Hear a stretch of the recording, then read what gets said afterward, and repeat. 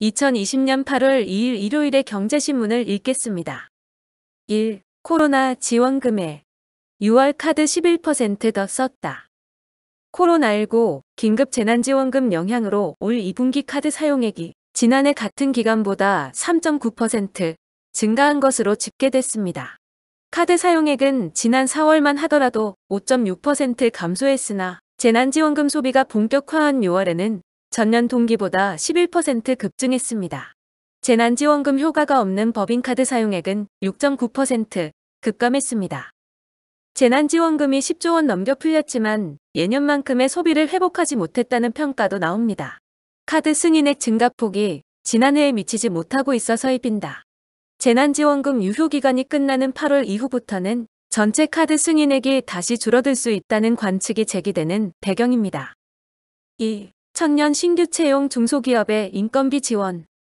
중소벤처기업부는 2일 고용노동부와 협업해 청년 디지털 일자리 사업과 청년 일경험 지원 사업에 참여할 중소기업을 모집한다고 밝혔습니다. 청년 디지털 일자리 사업을 통해 정보기술 분야 인력을 채용한 업체에는 월 최대 180만 원의 인건비와 간접 노무비 10만 원을 최대 6개월까지 지원합니다. 또 청년에게 일할 기회를 제공하는 기업에는 월 최대 80만 원의 인건비와 관리비를 8만 원 한도 내에서 6개월까지 줍니다. 3. 중국 글로벌 공급망 비중 떨어지는데 한국 탈중국은 멀었다. 글로벌 공급망에서 중간재 가공지, 즉 해외 중간재를 수입해 조립 가공한 후 수출로서 중국이 차지하는 비중은 2013년 11.8%에서 2018년 11.5%로 하락했습니다. 최종재 수요지를 아시아로 제한해도 중국에서 가공된 중간재 비중은 2013년 34.5%에서 2018년 34.2%로 하락했습니다. 다만 한국의 중국 교역 의존도는 여전히 높은 상태입니다. 한국의 대중국 수출 중 중간재 비중은 통관 기준 2019년 77.4%에 달했습니다. 이는 한국의 중국 수출이 저임금 가공무역 위주에서 내수 공략형 부품 공급 체제로 빠르게 변화하고 있다는 의미입니다. 4. 코로나 여파에 세계 소프트웨어 시장 3% 감소 전망. 한국은 선방할 듯. 미국 시장조사업체인 EDC가 최근 발표한 보고서에 따르면 코로나19로 인해 주요 기업의 정보기술 투자가 중단되거나 둔화하면서 올해 소프트웨어 시장 규모는 전년 대비 3% 감소한 1조 2,818억 달러, 한화 약 1,528조 원 규모가 될 것으로 전망됩니다. 코로나19로 인해 영업 환경 악화를 우려한 주요 기업이 신규 프로젝트를 중단하고 있는 데다 전반적인 IT 활동과 관리 서비스에 대한 지출이 축소한 데 따른 결과입니다. 글로벌 소프트웨어 시장과 비교하면 국내 시장 전망은 상대적으로 나쁘지 않습니다. 올해는 전년 대비 1.8% 감소한 123억 달러 한화, 약 14조 6천억 원로 글로벌 성장률을 웃돌 것으로 전망됩니다. 5. K배터리 결실의 계절이 시작됐다. 전기차 시대개화에 대비해 지속 투자를 해온 국내 배터리 업체들이 눈에 보이는 결실을 거두고 있습니다. 그 첫 주자는 LG화학입니다. LG화학은 2분기에 흑자 전환에 성공했습니다. 삼성 SDI와 SK이노베이션은 아직 배터리에서 이익을 내지는 못하고 있으나 유럽 전기차 지원 정책 확대 등에 따른 수익성 개선이 예고됩니다. LG화학은 2분기 연결 기준 영업이익이 5,716억 원, 매출액은 6조 9,352억 원을 기록했습니다. 작년 동기보다 영업이익은 131.5%, 매출은 2.3% 증가했습니다. 6. 해외 IB 한국 3분기 성장률 1.3%, 일시적 반등에 그칠 수도. 2일 블룸버그에 따르면 해외 경제연구기관 투자은행 IB 14곳이 내놓은 올해 우리나라 3, 4분기 국내 총생산 성장률 전망치는 평균 1.3%입니다. 올해 GDP 성장률이 1, 4분기 마이너스 1.3%, 2, 4분기 마이너스 3.3%를 기록하면서 바닥을 찍은 뒤 3, 4분기부터 역성장을 벗어날 것이라는 전망입니다. 해외 IB 중에서는 메릴린치가 우리나라 3, 4분기 성장률을 2.6%로 가장 높게 본 반면 영국 판테온 거시경제연구소가 마이너스 1.5%로 가장 비관적인 전망을 내놓았습니다. 해외 IB의 4, 4분기 성장률 전망치 평균은 1.4%로 3, 4분기보다 조금 더 개선될 것으로 내다봤습니다. 7. 멈추면 죽는다. 과감한 인력기술력 투자 초격차로 경쟁사 압도해야. 우리 기업들의 성장 전략은 과감한 인력과 기술 투자, 발빠른 인수합병을 통한 선택적 집중으로 요약됩니다. 메모리 반도체 세계 1위를 넘어 비메모리 반도체에서도 세계 1위를 차지하겠다는 목표를 세운 삼성전자는 기술 개발부터 라인 건설까지 모든 작업을 동시에 추진하자는 동기화 전략으로 경쟁사들과 확연히 다른 격차, 즉 초격차를 실현할 계획입니다. 현대자동차는 오는 2025년까지 61조 원을 투자해 스마트 모빌리티 솔루션 기업으로 다시 태어납니다. 자동차 산업의 급격한 변화에 대응하고 미래 모빌리티 산업을 주도하기 위해서입니다. 내연기관 고수익화, 전동화 선도 리더십, 플랫폼 사업 기반 구축이 3대 전략입니다. 핵심인 모빌리티 서비스 사업은 개인용 비행체 로보틱스 등으로 제품군을 확장해 이동 시간을 혁신적으로 단축한다는데 방점이 찍혀 있습니다. 8. 금감원 오는 12월부터 각종 문서 통지서 카톡 전송. 올 연말부터 보이스피싱 피해금 환급 통지서 등 금융감독원이 보내는 각종 문서를 카카오톡으로 받을 수 있게 됩니다. 서면 등기 우편을 모바일 전자등기 우편으로 발송할 수 있는 시스템이 구축되면서입니다. 금감원은 모바일 전자등기 우편 시스템을 구축해 각종 통지서와 민원의 신문을 전자등기 우편으로 발송할 계획이라고 2일 밝혔습니다. 대다수 사람들이 이용하는 카카오톡을 통해 당사자에게 통지서를 보냄에 따라 수령률이 높아지고 비용이 절감될 것으로 기대를 모으고 있습니다. 9. 라인펀드, 청산 본격 돌입, 가교 운용사 초대 대표이사 선임.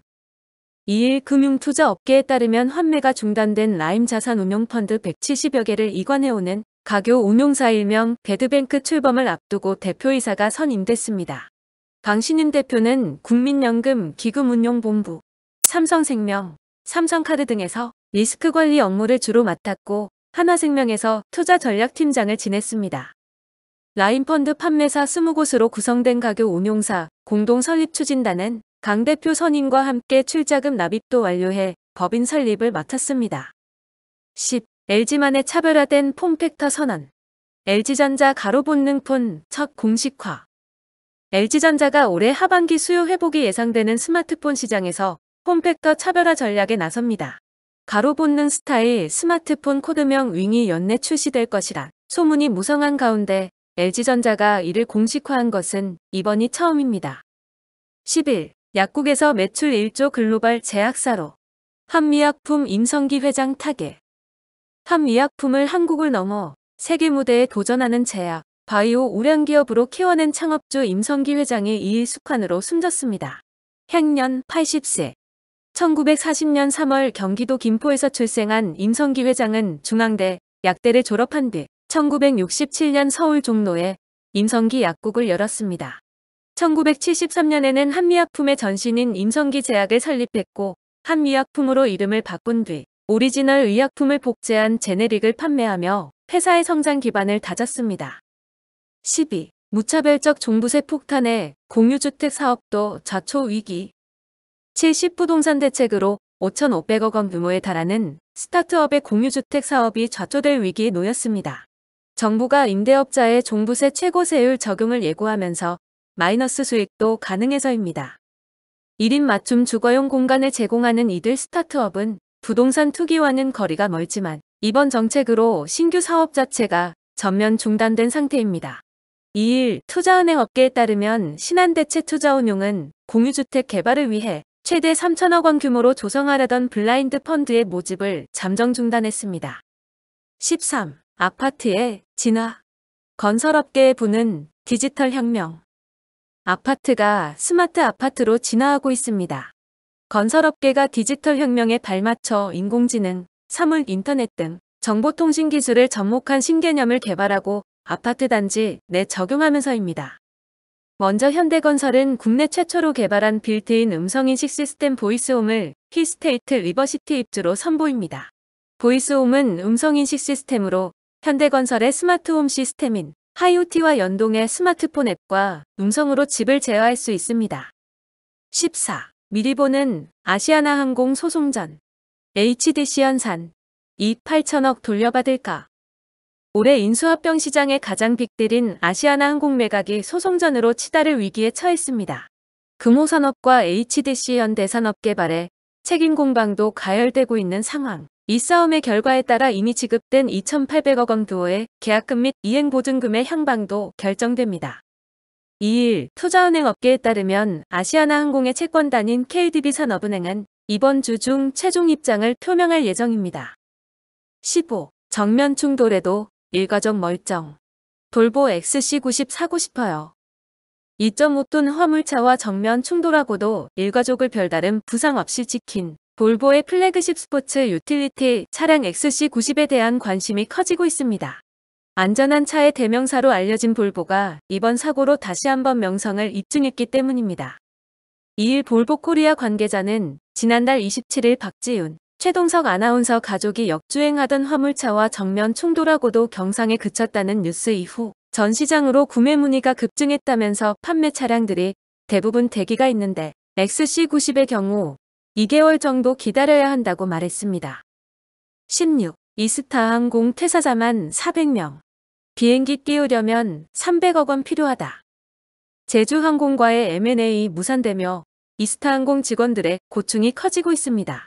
양사가 인수계약을 맺었던 지난 3월 이후 현재까지 회사를 떠난 직원만 400명을 훌쩍 넘습니다.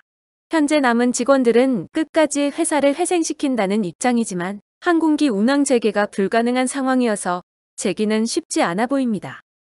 현재 남은 이스타항공 직원들은 회사 재기를 위해 모든 걸 희생하겠다는 입장입니다. 하지만 현실적으로 한계가 높습니다. 우선 3월부터 셧다운된 운항을 재개하려면 최소 300억 원의 자금이 필요합니다.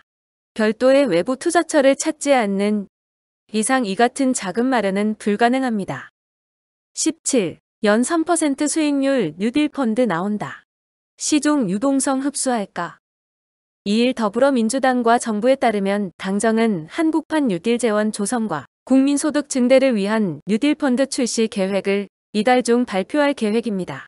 디지털 뉴딜, 그린 뉴딜 등 한국판 뉴딜 사업의 재원이 될 사업별 펀드를 금융회사를 통해 판매해 국민 누구나 투자하게 하는 방식이 될 것으로 보이며 현재 투자 대상 범위 등을 논의 중입니다.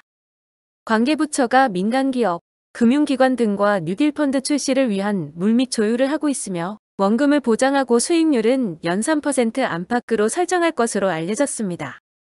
18. 중증 유병자에게도 열리는 간편가입 보험. 과거 병력 등으로 가입이 곤란한 고객들에게 희소식이 됐던 유병자 보험이 최근 보험사들이 더욱 세분화하며 고객의 선택을 받기 위해 변신을 거듭하고 있습니다. 초기에는 보험사들이 간편심사를 적용한 암보험 등 건강보험 위주로 유병자 상품을 내놓다가 점차 범위를 확대해 현재는 종신보험 등에도 간편심사를 적용하고 있습니다. 19. 돌파구 절박한 대형마트, 점포 새벽 배송의 실낫 희망. 대형마트 의무 휴업일에 온라인 배송을 허용하는 법안이 발의됐습니다. 해당 법안이 통과되면 기존 점포를 통해서도 새벽 배송과 주말 배송이 가능해집니다. 전국 매장을 물류 거점으로 활용해 온라인 사업 강화를 꾀하는 대형마트로서는 실낫 같은 희망을 걸고 있습니다. 현행법상 대형마트 영업 제한 시간인 자정부터 오전 10시까지 온라인 배송도 제한됩니다. 새벽 배송 자체가 불가능합니다. 의무 휴업일인 격주 주말마다 마트 배송도 멈춰야 합니다. 유통법이 정한 심야 영업 제한과 의무 휴업 규제가 온라인 사업에도 그대로 적용돼서입니다. 20. 엄살 아니었다. 2분기도 마이너스 634억 호텔신라의 위기. 호텔신라가 2분기에도 최악의 실적을 기록했습니다. 코로나19 영향이 오롯이 반영되며 매출이 반토막 났고 영업 손실 역시 2분기 연속 600억 원대를 기록. 반년만에 손실이 1200억 원을 넘어섰습니다. 글로벌 톱3 면세 기업인 호텔신라가 2분기 연속 어닝쇼크에 휘청이면서 정부가 대기업 프레임에서 벗어나 면세업계를 적극적으로 지원해야 한다는 목소리도 커지고 있습니다. 오늘의 경제신문 읽기 끝. 구독과 좋아요, 그리고 알림 설정 부탁드립니다.